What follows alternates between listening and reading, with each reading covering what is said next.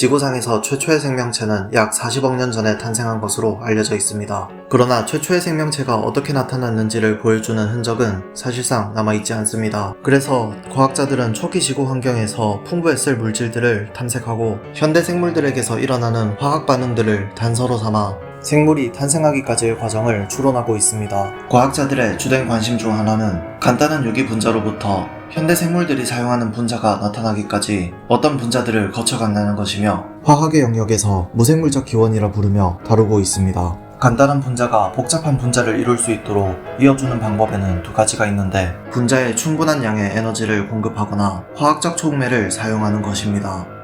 물질을 구성하는 원자는 중심에 양전하를 띠는 원자핵과 주변에 음전하를 띠는 전자로 이루어집니다. 원자들이 결합하여 분자를 이루는 가장 주된 방식은 가지고 있는 전자를 서로 공유하는 것입니다. 충분하게 가까워진 두 원자는 전자를 공유할 기회를 가지지만 표면에 존재하는 전자가 음전하를 띠며 서로 밀어내기 때문에 두 원자가 접근하는 힘은 전자가 밀어내는 힘보다 강해야 합니다. 전자가 밀어내는 힘을 극복할 수 있는 에너지가 주어지면 쉽게 공유 결합이 형성되는데 대표적으로 밀러의 실험에서 스파크를 이용해 아미노산을 합성하면서 이 사실을 보여주었고 일상생활에서 요리를 하며 음식을 익힐 때 쉽게 관찰할 수도 있습니다. 170도 이상의 고온에서는 분자들이 이어지며 새로운 풍미 물질들을 만들게 되는데 열 에너지를 공급해 분자가 빨라지는 것만으로도 충분히 전자가 밀어내는 힘을 극복할 수 있기 때문입니다. 이 점을 이용해 10년 전에는 RNA의 구성 요소인 뉴클레오타이드를 60도의 온도에서 4개까지 연결하기도 하였습니다. 생명체가 주로 사용하는 DNA, RNA, 단백질과 같은 거대 분자는 비교적 단순한 기본 입자가 반복되면서 거대한 사슬과 같은 구조를 형성하는 공통점을 가지고 있습니다. 밀러 실험 이후 우리는 생물을 이루는 기본적인 입자가 비교적 쉽게 형성될 수 있다는 것을 알아내었지만 이것을 연결하는 것은 또 다른 문제입니다. 일반적인 환경에서는 기본 입자들이 결합하는 속도보다 결합된 기본 입자가 분해되는 속도가 훨씬 빠릅니다.